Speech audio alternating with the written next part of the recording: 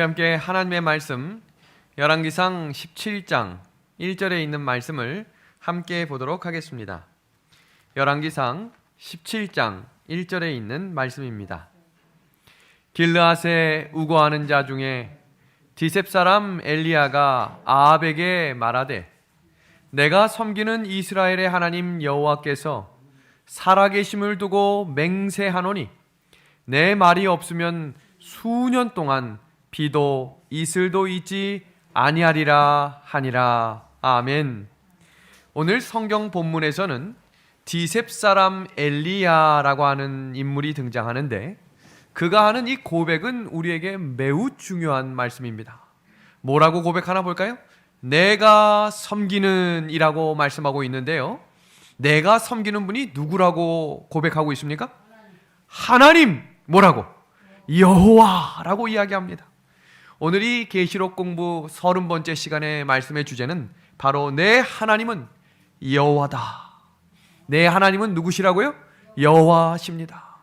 이 고백이 왜 이 시대를 살아가는 우리에게 필요한지를 우리 함께 말씀을 펴서 함께 살펴보도록 하겠습니다. 우리 계시록 공부를 위해서 잠시 기도하겠습니다. 하나님 아버지, 우리를 도와 주시옵소서. 우리를 긍휼히 여겨 주시옵소서. 우리를 진리로 붙드셔서 오늘도 하늘에서 주시는 영적 양식을 풍족히 이해하며 깨달을 수 있도록 인도하여 주시옵소서. 진리의 성령께서 이 시간 함께 하시사 순종할 수 있는 믿음을 허락해 주시고 우리가 함께 공부하는 성도들 모두에게 하늘의 축복을 넘치도록 경험할 수 있도록 인도하여 주시기를 예수 그리스도의 이름으로 간절히 축원하옵나이다. 아멘. 성경에 등장하는 엘리야라고 하는 이름 앞에는 디셉 사람이라고 하는 이름 외에는 또 다른 여러 가지 설명이 기록되어 있지 않습니다. 정말로 호련히 역사의 중심 인물로 등장했습니다. 그리고 불꽃처럼 하나님의 영광을 구하는 삶을 살다가 불병거를 타고 하늘에 올라가는 인생, 너무나 단순한 인생이죠. 그 인생이 엘리야의 인생이었습니다. 그리고 살아서 구원받는 하나님의 백성의 모델이 됐던 이 엘리야, 왜 하나님은 엘리야를 그렇게 귀하게 사용하셨을까? 엘리야 말고는 사람이 없었을까요? 성경은 그가 하나님이 쓰실 수 있는 정결한 그릇을 준비한 사람이다 라고 이야기하고 있습니다. 그리고 하나님의 능력을 담을 수 있는 심령을 구했던 인물, 그리고 그 엘리야는 어떤 인간적인 배경도 의지하지 않고 다른 사람의 배경도 부러워하지 않았던 사람. 정말로 중요한 마지막 10번째는 죄를 거슬러 올라갔던 진리의 사람이었습니다. 죄를 거슬러 올라갔던 진리의 사람. 우리가 계시록을 공부하는 이유는 이 10번째의 엘리야의 모습을 우리의 삶 속에서 실천하며 순종하기 위해 배우고 있다는 사실을 기억하십시오. 손해보일지라도 조롱받을지라도 걸어가는 것입니다. 죄와 거슬려 진리를 따라가는 사람. 오늘 이 엘리야의 고백 우리 다 함께 한번 읽어보도록 하겠습니다. 내가 섬기는, 시작, 내가 섬기는 이스라엘의 하나님 여호와께서. 이게 너무너무 중요한 말씀이에요. 앞으로 누군가로부터 핍박을 받거나 누군가로부터 공격을 받을 때 나는 하나님 여호와를 믿는다. 이것이 마지막 진리의 백성의 입에서 나올 고백입니다. 그 고백을 미리 연습한다라고 하는 생각으로 이 말씀을 다시 한번 강조하며 읽어보겠습니다. 시작. 내가 섬기는 이스라엘의 하나님 여호와께서. 우리 이용규 장로님이 제일 크게 하셨어요. 우리의 믿음의 고백이 되기를 간절히 소망합니다. 이 엘리야가 이런 고백을 할 수밖에 없었던 이유가 무엇인가? 모두가 다 예수님을 부인했던 시대에 살았어요. 마치 지금처럼 말입니다. 그 당시 상황적 배경을 잠시 설명드리겠습니다. 그 당시는 이스라엘 왕으로부터 백성들 모두가, 백성들 몇 명이요? 모두가 우상 숭배에 빠졌습니다. 근데 그 이스라엘 백성들이 어떤 과정과 굽이굽이 인도하신 하나님이 없이는 그 자리에 살 수 없는 사람들이었어요. 그런데 그들이 조상 대대로 믿고 내려오던 하나님의 이름은 잊혀지고 하나님을 섬기는 신앙이 더 이상 매력적이지 못한 시대가 되었습니다. 마치 지금처럼. 오늘 이 이야기는 구약 성경 열왕기 상에 기록되어 있는 이야기가 아니라 지금 2021년 1월 달 지금 이 자리에 이루어지고 있는 이야기라는 사실을 명심하십시오. 이어지는 장면입니다. 그 자리는 아주 신선하고 매력적이고 감각적인 우상 숭배가 대신했는데 바로 바알 숭배였습니다. 바알 숭배가 왜 그렇게 매력적이었는가? 제가 영감의 글을 읽으면서 깜짝 놀랐어요. 사람들이 하나님보다 바알을 좋아할 수밖에 없는 이유. 더 욕먹고 더 괴롭고 더 힘들면 믿을까요? 지금 하나님보다 더 힘들고 믿기 어려우면 거기로 걸어가는 사람이 있을까요? 없을까요? 그 장면을 보십시오. 바알의 제사에서 부르는 노래가 훨씬 감미롭고 바알의 제사에서 만나는 사람이 훨씬 아름다웠고 바알의 제사에서 먹는 음식이 훨씬 맛있었기 때문에 갔다 그랬어요. 충격입니다. 훨씬 아름답고 훨씬 맛있고 음악이 좋았어요. 그런데 우리 재림교회의 모습이 점점 이렇게 변화되고 있지 않는가 점검해 봅니다.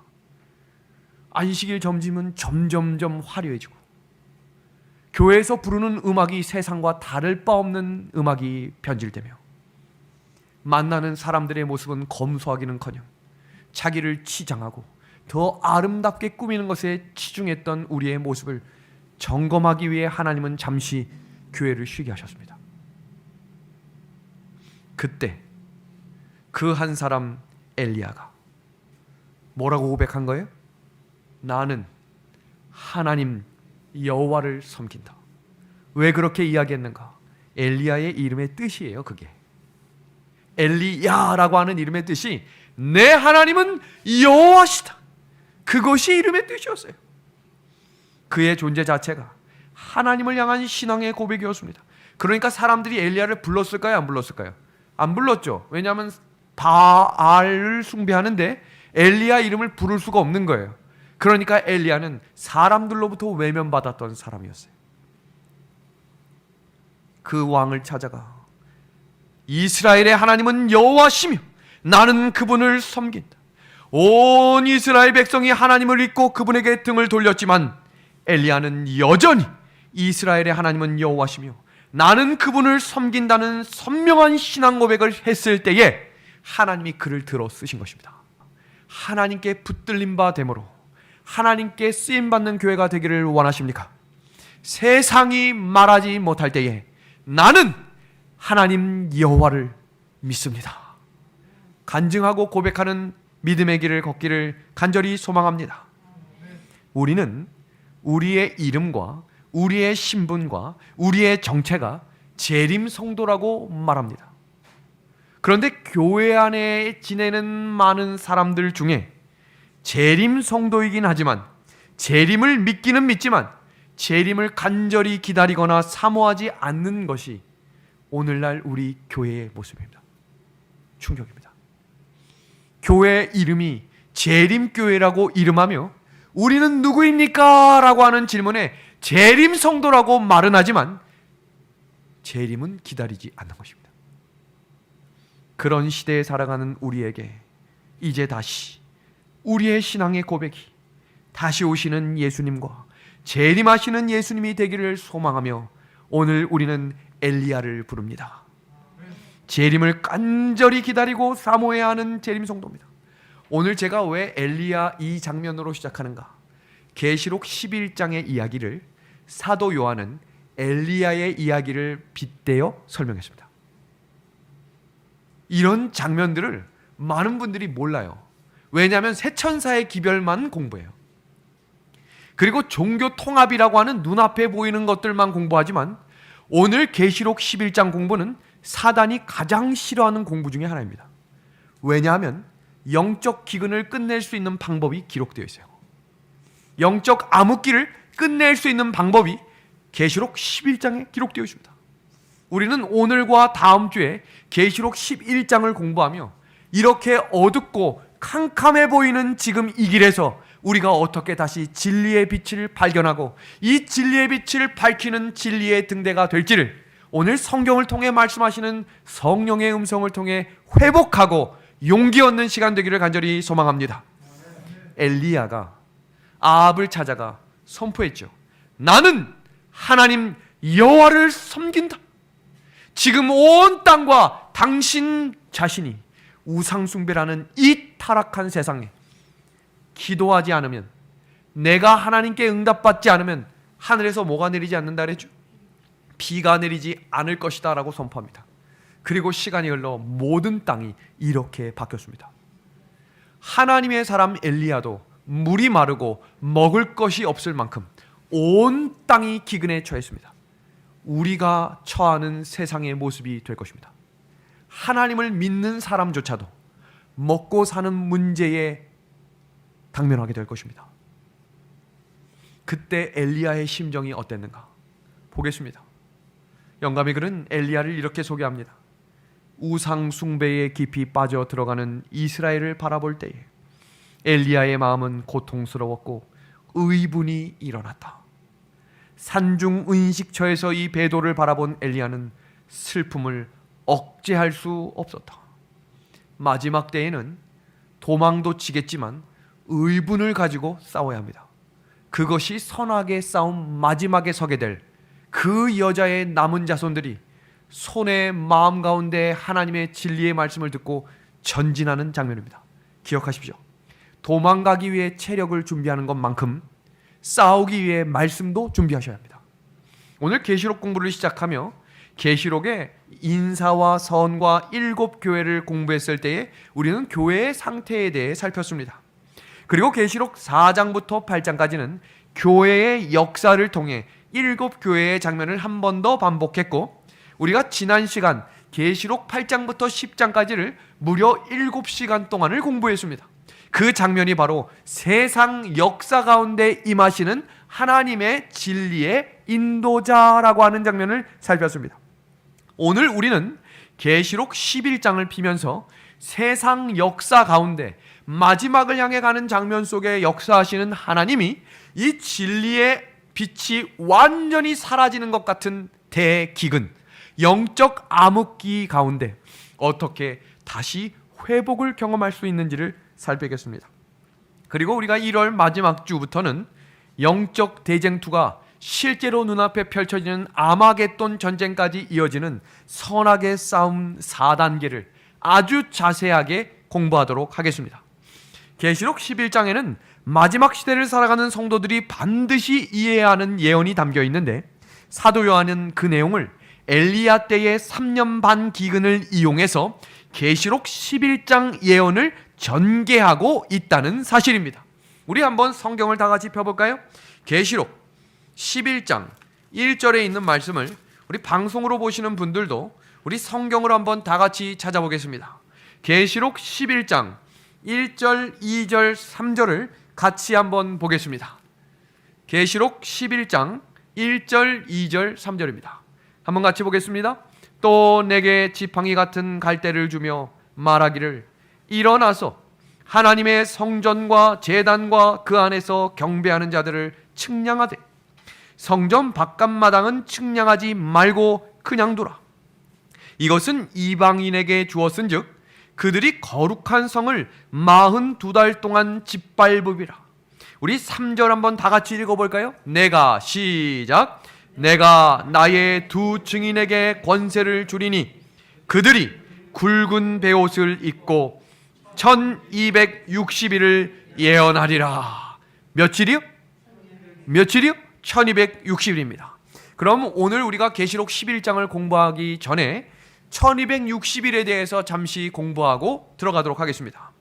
1260일의 시작을 우리가 다니엘 공부를 하면서 AD 538년으로 공부했습니다. 그리고 그 끝나는 날을 AD 1798년으로 공부했죠. 그럼 1798 빼기 538을 하면 며칠입니까? 1260년이 되는 것입니다. 이 이야기는 왜 그토록 중요한가? 계시록 11장 2절에는 42달, 계시록 13장 5절에도 이 42달 곱하기 30이 바로 1260년입니다.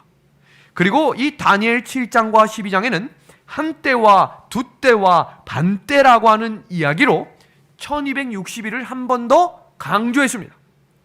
그리고 1261은 성경 연일 법칙에 의해서 1일을 연으로 환산하는 1260년으로 환산하고 있는 장면이 있습니다. 그러면 성경에 기록하고 있는 엘리야의 기근이 몇 년이었습니까? 3년 반이었습니다. 3년 반을 날로 환산하면 그것이 바로 1260일이 되는 것입니다. 그래서 엘리야의 시대의 영적 기근을 뭐로 비유한 거예요?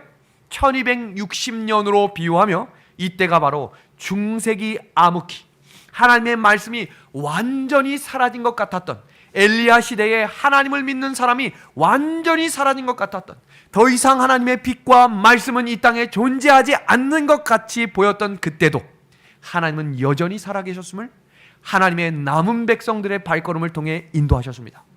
그 이야기의 시작이 바로 오늘 우리가 읽었던 계시록 11장 1절부터 3절에 나오고 있는 1260일에 대한 이야기입니다. 그러면 이 1260년 동안 어떤 일이 있었고 1260년이 끝나는 그때는 무슨 일이 있었는지를 세계 역사를 통해서 잠시 살펴보겠습니다. 계시록 11장 서두에는 작은 뿔의 세력이 등장하는데, 작은 뿔이 며칠 동안 진리를 밟는다고 그랬어요. 42달 동안 진리를 짓밟겠다라고 이야기하고 있습니다. 그런 다음에 42달 동안 영적 대기근이 생기는 장면을 계시록 11장에서 보여주고 있는 것입니다. 1260년 동안의 중세기 암흑기가 끝나면 작은 뿔의 핍박의 권세가 사라지게 되는데, 그때 사단이 자신의 세력을 포기할까요? 포기하지 않을까요? 작은 뿔이 사라지려고 하자 사단은 또 다른 대리자를 세워서 하나님과 싸울 수 있는 선악의 싸움의 대리자를 세웠는데, 그 세력이 바로 무신론 세력입니다. 여러분, 이 세상에 무신론이 언제 나왔는지 혹시 알고 계십니까? 그때가 바로 프랑스 혁명이었습니다. 프랑스 혁명은 사탄이 이 프랑스 혁명을 통해 하고자 했던 한 가지 사실은 성경을 완전히 없애버리려고 했습니다. 왜 그랬을까요?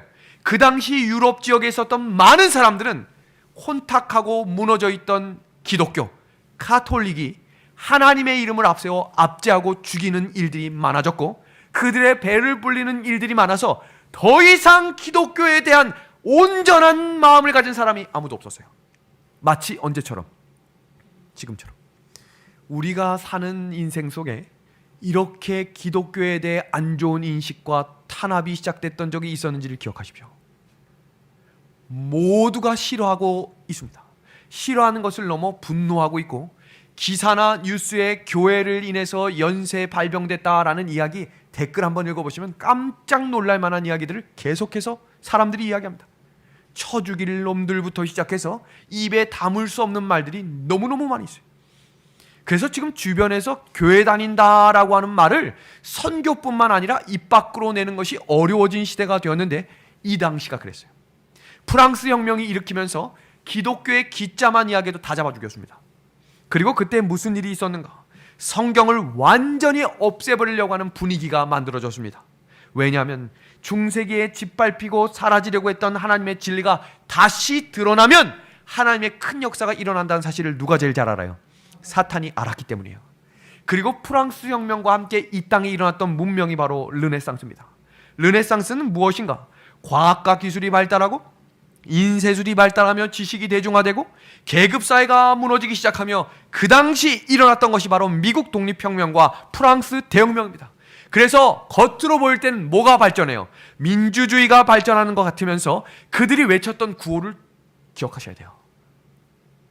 인간 중심의 사회가 된 거예요. 누가 먼저인 거예요? 사람이 먼저인 거예요. 너무 위험한 말입니다.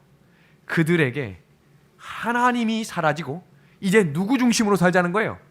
그것이 민주주의의 시작이었어요.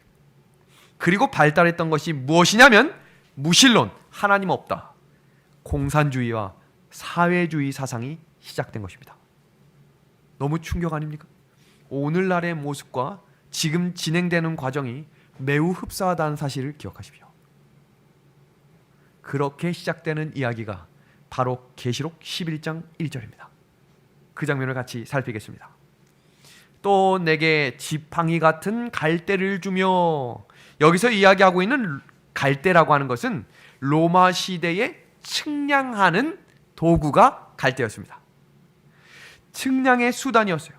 여기서 이야기하는 측량이란 말은 판단하다, 측량하다라는 이야기입니다.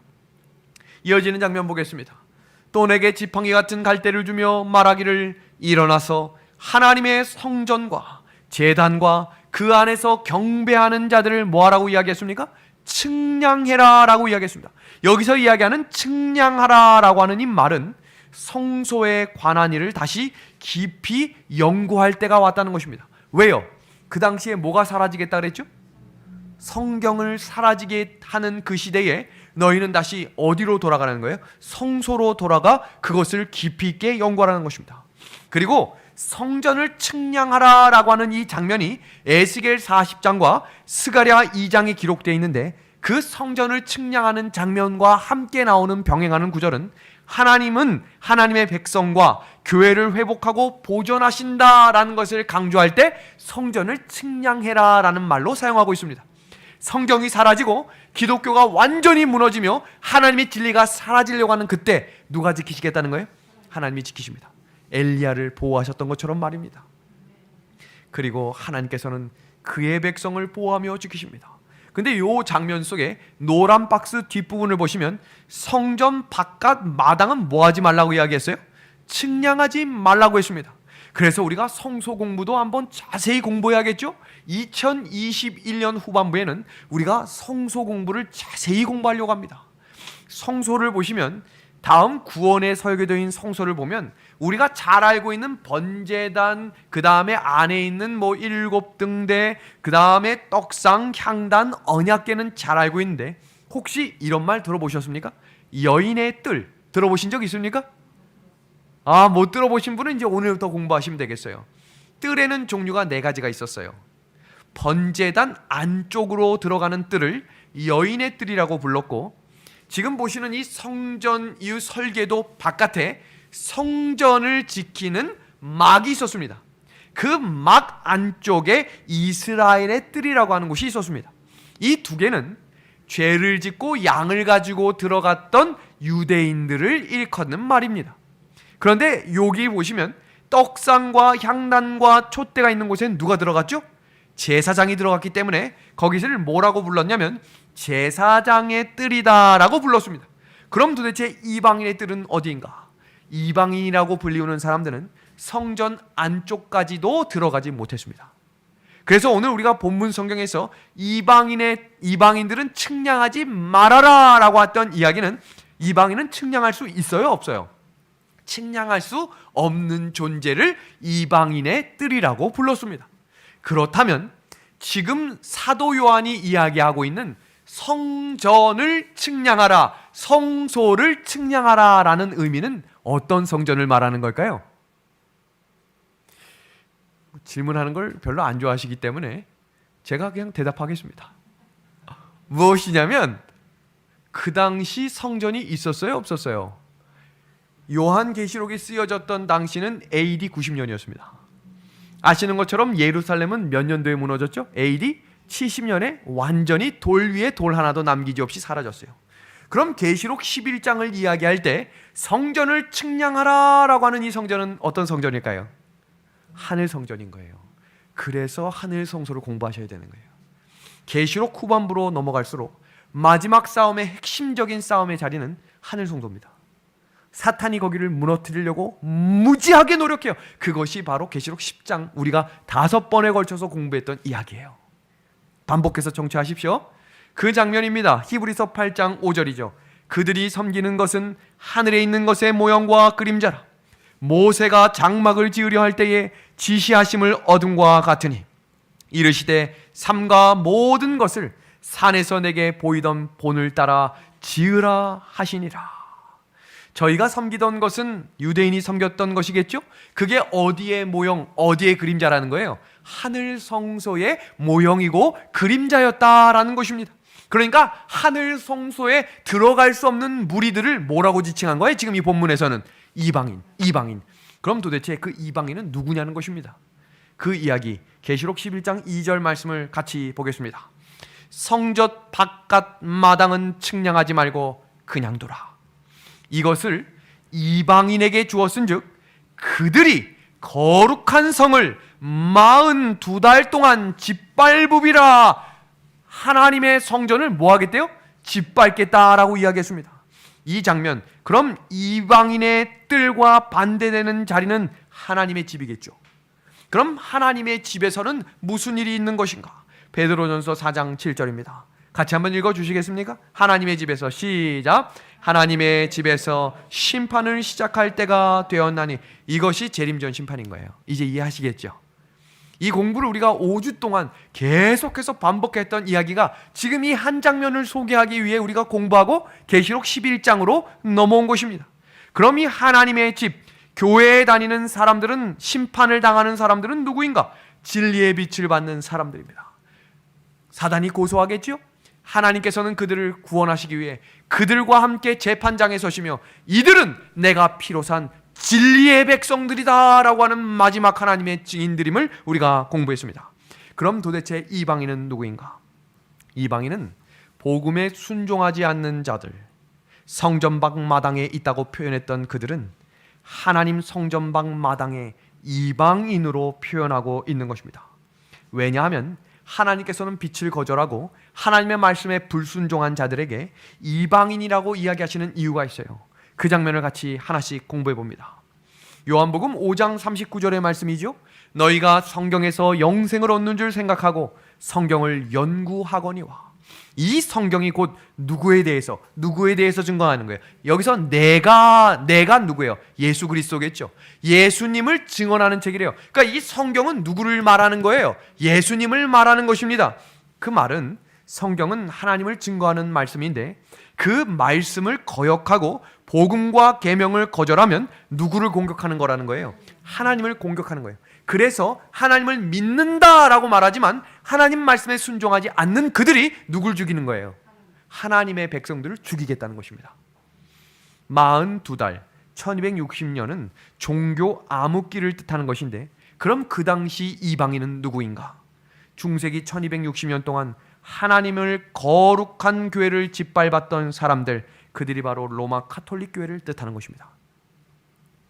우리가 방금 전에 봤던 이 장면, 중세 암흑기 동안 하나님의 백성들을 완전히 짓밟고 교회를 완전히 무너뜨렸던 그 교회, 그 로마 카톨릭 교회 안에도 하나님을 부르고 성경을 읽고 기도하는 사람들 있었습니까? 기도하는 사람들이 있었습니까? 그들도 주여 주여 했어요. 그런데 중요한 것은 그들은 하나님의 말씀을 불순종하고 버렸을 뿐만 아니라 이방 종교 태양신의 교리를 받아들여 교리가 뭐 됐지요? 혼합되었기 때문에 이방인이라고 지칭하신 것입니다. 이해하셨죠? 로마 카톨릭이 하나님의 거룩한 성교회를 42달 동안 짓밟았다라고 하는 이야기가 계시록과 다니엘에 무려 7번이나 반복되어 42달, 1260일, 한때와 두때와 반때라고 하는 이 용어로 기록된 것입니다. 이제 이해가 되십니까? 이 7번이라고 하는 숫자를 우리에게 끊임없이 강조하신 이유가 있어요. 그 장면을 우리는 이렇게 표현합니다. 하나님은 로마 카톨릭 교회를 성전 안이 아니라 성전 밖에 있다고 말씀하시는 것이다. 그들도 성경을 읽고 기도도 하고 예배를 드렸다. 그러나 그들이 하나님의 말씀에 불순종하고 말씀을 버렸을 뿐만 아니라 이방 종교의 태양신의 교리를 받아들였기 때문에 성전 밖 이방인이라고 말한 것이다. 그들이 하는 일들과 그들과 싸우는 한 무리들이 있겠죠? 왜냐하면 선악의 대쟁투는 언제나 하나님의 편과 사단의 편이 공존하기 때문입니다. 그럼 이어지는 장면 계시록 11장 3절과 4절을 같이 보겠습니다. 내가 나의 두 증인에게 뭘 주시겠다 이야기했어요. 권세를 주리니. 그들이 굵은 베옷을 입고, 굵은 베옷은 언제 입는 겁니까? 슬퍼하거나 누군가 죽었거나 어려움 가운데 있을 상황에 입는 옷이 굵은 베옷이겠죠? 그럼 도대체 이 두 증인은 누구일까? 성경 스가랴 4장 16절과 11절과 14절에는 두 증인에 대해 이렇게 이야기합니다. 둘 다 불을 밝히는 것. 이어지는 장면을 좀 보겠습니다. 굵은 베옷을 입고 1260일을 예언하리라. 그들은 이 땅의 주 앞에 서 있는, 여기 명확하게 두 증인이 누구인지 이야기하고 있죠. 두 감람나무와 두 촛대다라고 이야기하고 있습니다. 그럼 성경에서 이야기하고 있는 감람나무와 촛대, 이 두 가지가 무엇을 의미하는지를 살피면 되겠죠. 그럼 성경에서 이야기하고 있는 이 두 증인, 두 감람나무와 두 촛대는 모두가 다 불을 밝히는 역할을 하는 것입니다. 감람나무에는 감람유라고 하는 기름이 나오는데 성소에 촛대가 타주도록 넣어주는 기름입니다. 그리고 감람나무는 기름이 나오고 그 촛대는 기름을 통해 불을 밝히는 도구가 되는 것인데 1260년 동안 어둠을 밝혀주는데 촛대의 역할을 하는 성경, 그 성경을 이야기할 때 두 증인이다라고 이야기합니다. 성경이 무엇과 무엇으로 되어 있죠? 구약과 신약으로 되어 있기 때문에 두 나무, 두 촛대라고 이야기합니다. 그래서 시편 119편 105절에 주의 말씀은 내 발의 등이요 내 길의 빛이니다라고 이야기하는 것입니다. 그래서 그 성경은 하나도 빠짐없이 연결이 되어 있다는 사실을 기억하십시오. 그럼 두 증인은 뭐다라고 정리할 수 있겠습니까? 성경이구나라고 정리할 수 있습니다. 그리고 이어지는 계시록 11장 5절에 그 두 증인과 누가 싸우는 겁니까? 이방인이 싸우고 있는 것입니다. 그럼 그 이방인인 로마 가톨릭이 이 두 증인을 완전히 멸하기 위해 때와 법을 변개했고 그것을 태워버리기도 했고 없애버리며 일반 평민들에게 성경을 못 읽게 했습니다. 그때에도 말씀을 마음 가운데 가지고 있었던 진리의 백성들이 저 깊은 골짜기에 가서 그 말씀을 간증하고 전했던 사람들의 발걸음을 하나님이 뭐 하신 거예요? 지키신 거예요. 5절입니다. 같이 한번 보겠습니다. 만일 누구든지 그들을 해하고자 하면 그들의 입에서 불이 나와서 그들의 원수를 삼켜버릴 것이요 누구든지 그들을 해하고자 하면 반드시 그와 같이 죽임을 당하리라. 이 장면은 중세 암흑기간 동안 성경을 못 읽게 할지라도 하나님께서는 그들을 지키셨고 하나님의 백성들을 공격하거나 무너뜨리는 백성들을 하나님은 하나님의 방법대로 그들을 항상 뭐 하셨죠? 심판하셨다는 사실을 기억하십시오. 이어지는 장면을 보겠습니다. 계시록 11장 6절입니다. 그들이 권능을 가지고 하늘을 닫아 그 예언을 하는 날 동안 뭐가 오지 못하게 하고 비가 오지 못하게 하고, 이 장면이 성경 열왕기상에 나오는 엘리야 시대의 기근을 사도 요한이 그대로 가져와서 표현한 것입니다. 엘리야 시대도 몇 년 동안 3년 반 동안 비가 오지 않았고 지금 중세 암흑기에도 몇 년 동안 1260년 3년 반이라고 하는 이 시간 동안 뭐가 오지 않은 거예요? 하나님의 진리의 성령의 빛이 비가 내리지 않은 것을 이렇게 표현한 것입니다. 이 장면을 이해하기 위해서는 그 밑에 장면을 우리가 자세히 보셔야 하는데, 또 권능을 가지고, 그 이어지는 구절 같이 한번 읽어보겠습니다. 시작. 물을 뭐로 변하겠죠? 피로 변하겠습니다. 물을 뭐로 변하겠다고요? 피로 변하겠습니다. 성경에 물을 피로 변하게 하는 장면이 몇 번 나오죠? 애굽 재앙 중에 나일강이 뭐로 변했습니까? 피로 변했죠. 계시록에 나오는 장면 중에도 음녀가 생명수를 뭐로 바꿨죠? 피로 바꿨습니다. 혼탁한 섞인 포도주로 바꿨습니다. 그 붉은 피를 붉은 포도주로 비유하고 있는 것입니다. 그럼 물은 무엇을 의미하는가? 요한복음 4장에서 사마리아 여인이 목이 말라 물동이를 메고 예수님과 만났죠. 물을 떠가려고 했던 이유가 뭡니까? 목이 말라서겠죠. 물이 필요했기 때문이겠죠. 근데 그 물을 계속 떠가도 목이 말라요, 안 말라요? 목이 마를 수밖에 없어요. 그러니까 예수님이 그 여인에게 뭐라고 말씀하셨죠? 내가 주는 물을 먹는 자는 뭐 하지 않겠다 그랬어요? 영원히 목마르지 않겠다라고 하는 그 의미를 기억하셔야 합니다. 그것은 세상에 아무리 좋은 것으로 나를 치장하고 먹어도 언제나 갈급하겠다는 거예요. 하나님의 영적 말씀인 생명수를 마음에 채워야 내 갈급함이 채워지겠다는 것입니다. 그 장면을 이렇게 소개합니다. 물은 생명수, 하나님의 말씀을 상징하는데 중세기 암흑기 동안 가톨릭 교회가 하나님의 말씀인 생명수에 뭘 섞어버렸어요? 이교도의 교리와 사상을 섞어서 그게 뭐가 된 거예요? 생명수가 죽은 피가 된 것입니다. 그 장면을 이해하시기 위해 우리 7교회 장면을 좀 보겠습니다. 에베소 교회의 칭찬을 보시면 내가 니골라당의 행위를 미워했다 그랬어요. 니골라당은 혼합주의입니다. 새로운 교리를 교회 안에 가지고 왔어요. 그러나 에베소 교회는 진리의 빛을 따라 그것을 거절했습니다. 하나님이 그것을 칭찬하셨어요. 그리고 또 이어지는 교회 서머나 교회는 책망이 없는 교회였죠. 버가모 교회입니다. 거짓 교리와 계명에 저항하는 안디바를 칭찬하셨습니다. 안디파스, 진리를 가지고 전진하는 사람들, 안디바와 같은 진리의 교인들을 칭찬하셨어요. 그리고 버가모 교회 안에는 뭐가 있었냐면 발람의 교훈과 니골라당의 교훈이 들어왔습니다. 발람은 뭘 좋아했던 사람이에요? 돈. 그래서 성경은 너희가 두 주인을 섬기지 못하겠다라고 이야기하며 한편은 하나님과 마주한 신을 뭐라고 이야기했어요? 돈의 신. 우리 교회 안에 들어온 그 신 말입니다. 그리고 두아디라 교회도 이렇게 칭찬합니다. 책망 장면을 보면 이세벨을 용납함으로. 이세벨이 어느 시대 사람이에요? 엘리야 시대. 그래서 계시록은 열왕기상에 등장하고 있는 그 당시 엘리야 시대의 장면을 사도 요한이 많이 비유로 사용하고 있다는 것을 기억하십시오.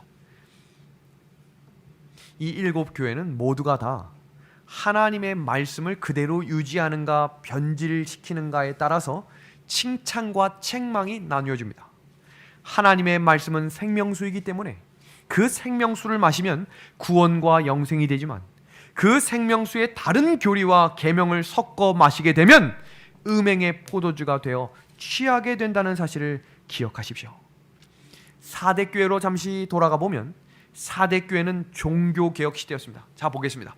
AD 1517년부터 1798년, 지금 우리가 538년부터 1798년까지 1260년에 대한 공부를 하고 있는데, 이 1260년이 되기 바로 전 그 시대가 바로 4대 교회 시대입니다. 4대라고 하는 이름의 뜻은 무엇인가? 살아남아있다. 하나님의 진리의 백성들은 마지막 때까지 살아남아야 합니다. 살아남아야 합니다. 그 살아남은 사람들이 하는 일이 무엇인가? 하나님의 뜻을 이루는 것입니다. 오직 성경, 오직 믿음의 회복을, 종교개혁 운동이 교파와 교리에 의해 분열됐지만 피로 시작된 종교개혁이 중단됩니다. 그것이 바로 4대 교회가 가지고 있는 명과 암이었어요. 그러니까 개혁을 하긴 했는데 개혁이 이루어졌어요? 이루어지지 않았어요? 완전히 이루어지지 않은 것입니다. 마치 우리 교회처럼 하나님을 믿노라라고 이야기하지만 온전히 믿는 것이 무엇인지 모르는 것입니다.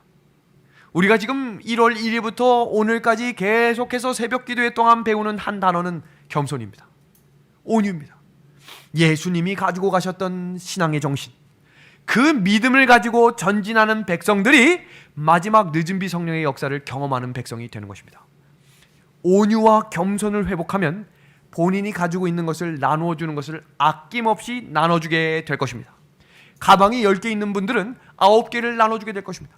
내가 쓸 것도 없을 만큼 완전히 다 주라는 이야기가 아니에요. 가지고 있는 것 중에 사치스러운 것, 가지고 있는 것 중에 나를 자랑하기 위한 것들을 나누라는 것입니다. 나누라는 것입니다. 계시록 3장 1절은 4대 교회에게 하나님이 회복되는 방법을 이렇게 말씀하셨습니다.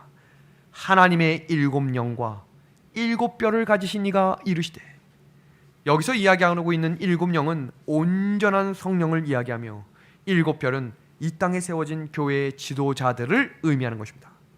마지막 때에도 하나님은 분명히 사람을 통해 일하실 것인데 기억하십시오. 교단을 부정하거나 교회를 떠나는 자를 통해 하나님은 일하지 않으십니다. 기억하십시오. 이건 영감의 글에 수없이 반복하고 있어요. 교회를 부인하는 말과 불평과 불만과 조소 섞인 언어를 가진 자에게는 하나님이 성령이 떠나겠다 이렇게 이야기했어요. 교단을 존중하시고 교회 지도자들을 섬기십시오. 비록 부족해 보이고 사람으로 실망하는 일들이 있을지라도 기도하며 그들에게 성령의 역사하심이 이루어질 수 있도록 우리 함께 기도합시다. 그것이 이 시대에 우리가 공부를 하며 진리의 횃불을 가지고 전진하는 이유입니다. 하나님의 사람 솔로몬은 마지막 그때의 무너짐을 경험했습니다. 그러나 시작하는 그때에는 하나님의 영이 충만히 임했다라고 이야기하고 있습니다. 그 장면이 바로 열왕기상 3장 7절의 말씀인데, 왕이 되자마자 사울은 자신을 드러내기 위해 일했지만 솔로몬은 왕이 되자마자 하나님께 1000번제를 드립니다. 그것은 예배의 자리를 회복했다는 것입니다. 저는 우리 교회가 이 새해를 시작하며 가장 먼저 회복해야 될 자리가 예배라고 생각합니다. 예배가 무너지고 있는 시대, 예배가 작아지고 중단되고 있는 이 시대에 예배의 진리의 횃불이 꺼지지 않도록 이 불을 가지고 전진합시다. 그것이 솔로몬이 하나님께 기도합니다. 종의 작은 아이입니다. 종의 작은 아이래요. 종이 아니라 종의 작은 아이래요. 이 말은 뭐예요? 종 중에 가장 작은 자다 이 말이에요. 나는 정말 별 볼 일 없는 사람입니다. 이것이 솔로몬이 가지고 있었던 겸손이었어요. 그때 하나님이 그를 축복하십니다. 솔로몬이 한 일 중에 가장 잘한 일이 뭐라고 생각하세요? 가장 위대했던 때가 언제일 것 같으세요? 많은 사람들이 솔로몬의 재판, 지금 하나님을 믿지 않는 모든 사람도 그 아이를 반으로 자르라 라고 하는 이 장면을 모르는 사람은 없습니다. 그러나 성경은 그것이 솔로몬에게 가장 위대했던 때가 아니라고 이야기했어요. 영감의 글을 보겠습니다. 솔로몬이 종은 작은 아이라 출입할 줄을 알지 못한다고 말했을 때보다 더 부요하고 참으로 위대했던 때는 결코 없었다. 겸손입니다. 겸손입니다. 하나님 앞에서 겸손합시다. 사람들 앞에서 겸손할 수 있도록 성령의 은혜를 구하는 매일매일 새벽에 기도하는 믿음의 가족들이 됩시다. 그것이 이 시대를 걸어가는 우리에게 요청하신 하나님의 분부이며 명령이기 때문입니다. 성경은 죽은 자에 대해서 두 부류로 이야기하고 있어요. 그 첫 번째 부류는 죽은 자들이 죽은 자들을 장사하게 하라라는 말로 생명의 근원이신 예수님과 끊어진 상태를 이야기할 때 죽은 상태다라고 이야기하고, 실제로 두 번째는 숨이 끊어진 상태를 뭐라고 이야기하냐면 죽었다 그래요. 그러니까 살아있어도 죽은 존재들이 있다 이 말입니다. 그래서 성경 요한복음 5장 25절은 우리에게 이렇게 말씀하는 것입니다. 진실로 진실로 너희에게 이르노니 죽은 자들이 하나님의 아들의 음성을 들을 때가 오나니 곧 이때라. 듣는 자는 뭐 하겠다고요? 살아나겠다. 살아나십시오. 지금 듣는 귀를 열어야 우리 예수님 다시 오실 때 그 음성을 듣는 믿음의 하늘 가족들이 될 것입니다. 종교개혁은 마틴 루터와 같은 종교개혁자들이 개혁을 시작한 것이지 중세기 무너졌던 복음과 계명을 모두 회복시키고 완성시킨 것은 아니라는 사실을 기억하십시오. 아시겠습니까? 그들이 가지고 있었던 오직 성경을 외쳤지만 아직 다 회복되지 않았던 기별들이 있었어요. 하늘 성소 기별과 안식일의 기별이었어요. 그것을 깨달았던 때가 언제입니까? 1844년 재림운동, 지금 우리가 매일 전진 또 전진을 외치고 있었던 그 재림운동이 하나님께서 허락하셨어요. 다 깨닫지 못했던 복음들이 교리와 교파로 나눠져 있던 사람들이 오직 말씀과 진리의 빛을 따라 전진하는 사람들이 모여 이제 하나님의 말씀을 가지고 전진하는 그 일들이 다시 일어나야 할 때가 시작되었습니다. 성도 여러분, 모든 것이 변합니다. 지금 보시는 이 차는 1990년대에 대한민국을 가장 잘 굴러다녔던 고급 승용차 뭡니까? 그랜저. 갓그랜저라 그러나요? 네, 그랜저. 이 차 한번 타보고 싶었던 그 어린 마음이 있었습니다. 지금 이 차 타고 다니면 뭐라고 생각해요? 양복도 시대에 따라 변하는 거 알고 계십니까? 어느 때는 원 버튼, 어느 때는 2버튼, 어느 때는 3버튼. 시대에 따라 통도 넓어졌다가 좁아졌다가 아주 그거 맞추는 거 어렵습니다. 시대에 따라 양복도 변합니다. 시대에 따라 사람도 변합니까? 오늘 아침에 신문을 보니까 사람이 40대를 전후로 완전히 건강이 점점 내려간대요. 제가 40대입니다. 하지만 하나님께서 능력과 건강을 주시기를 기도합니다. 이 그림을 보십시오. 어린아이가 자라나다가 어느 시점을 시작으로 점점 키도 작아지고 건강도 작아집니다. 다 변한다는 것입니다. 다 변합니다. 그러나 성경은 예수 그리스도는 변하지 않는다라고 말씀하십니다.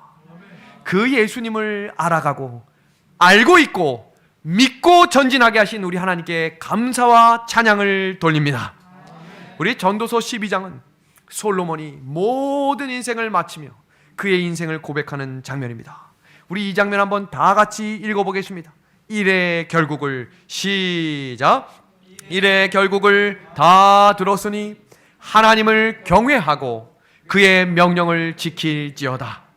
이것이 모든 사람의 뭐라고요? 본분이니라.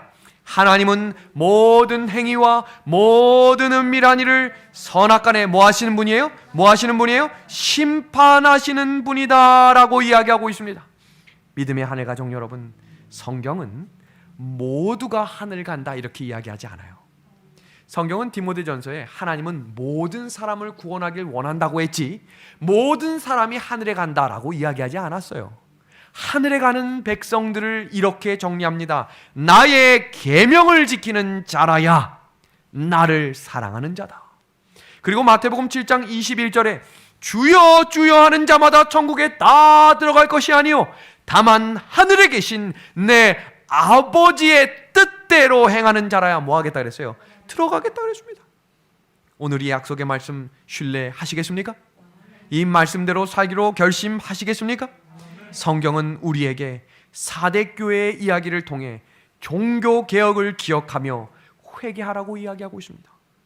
교황권의 권세가 하늘을 찌를 때 목숨을 걸고 나아갔지만 그것을 중단시킨 것을 다시 뭐 하라는 거예요? 다시 시작하라는 것입니다.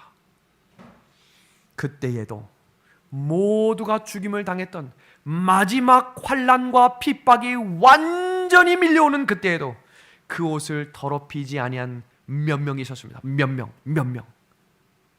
그 사람들은 무슨 옷을 입고 전진했대요? 흰 옷입니다. 그 옷이 바로 예수님이 입혀주시는 의의 옷입니다. 예수님 바라보며 어두운 터널을 전진하는 것입니다. 그것을 성경은 좁은 길이라고 이야기하며 계시록 19장 8절에 이 세마포는 성도들의 의라고 이야기하고 있습니다. 4대 교인들이 흰 옷을 입지 못했다는 말은 그들이 예수님을 믿는다고 입으로는 말했지만 의의 옷을 입지 못했다는 것을 의미하는 것입니다. 왜 그들이 입지 못했을까? 지금부터 제일 중요한 2분의 포인트 공부를 시작합니다. 첫 번째, 다 같이 한번 읽어볼까요? 풀은 마르고 시작. 풀은 마르고 꽃은 시드나 우리 하나님의 말씀은 영원히 서리라. 믿으십니까? 아멘. 다음입니다. 시편 33편의 말씀. 여호와의 말씀은 하늘이 지음이 되었으며 그 만상을 그의 입 기운으로 이루었도다. 그가 말씀하심에 이루어졌으며 명령하심에 견고히 섰도다. 믿으십니까? 아멘. 그 다음 마태복음 4장 4절 모든 말씀으로 살 것이라. 마태복음 1장 38절의 말씀 마리아가 이르되 주의 여종이 오니 말씀대로 내게 이루어지이다 하매 천사가 떠나니라. 하나님의 말씀이면 내 뜻과 달라도 순종하십시오. 내 생각과 달라도 하나님의 생각이라고 말씀하시면 그대로 따르십시오. 오늘 새벽에 우리가 살폈던 말씀 주라 그러셨죠. 주면 되는 거예요. 아까워하지 마시고 주십시오. 하나님이 채우시고 하나님이 입히시며 지금까지 그렇게 우리를 책임져 주신 분께서 앞으로도 책임져 주실 것입니다. 성경에는 엘리야가 총 3명이 나옵니다. 그 첫 번째 사람이 바로 오늘 우리가 서두에 살폈던 디셉 사람 엘리야입니다. 타락한 이스라엘에게 비가 오지 않을 것이다 라고 말했던 그 용기를 가졌던 엘리야는 하나님을 뭐라고 고백했죠? 나는 하나님 여호와를 섬기는 자다. 그리고 두 번째 엘리야는 성경 말라기서에 침례 요한을 엘리야라고 이야기합니다. 그 엘리야는 예수님의 세우실 은혜의 왕국으로 인도하는 사명으로 회개하라, 천국이 가까웠다라고 이야기하고 있는 것입니다. 그리고 세 번째 엘리야는 바로 남은 무리의 엘리야를 이야기합니다. 예수님의 재림이 임박한 마지막 때에 사명의 부르심을 옷 입고 예수님의 영광의 왕국으로 사람들을 인도하는 사명입니다. 이 세 명의 엘리야는 동일한 심령을 가졌고 동일한 능력으로 사명을 완수하는 사람들이라고 이야기했습니다. 엘리야의 능력은 스스로 연습해서 얻은 것이 아니라 전적으로 하나님이 주시는 능력으로 일했다는 사실을 기억하십시오. 믿음의 하늘 가족 여러분, 하나님이 우리를 부르신 목적이 있습니다. 그것은 죄를 안 짓는 삶을 살기 위해서가 아니라 혹시 유혹에 넘어져도 하늘 성소에 계신 예수님을 바라봄으로 다시 일어서라는 것입니다. 원래 복음의 진리의 말씀을 붙들고 다시 뭐하라고요? 다시 뭐하라고요? 전진하라는 것입니다. 이것이 하나님의 뜻입니다.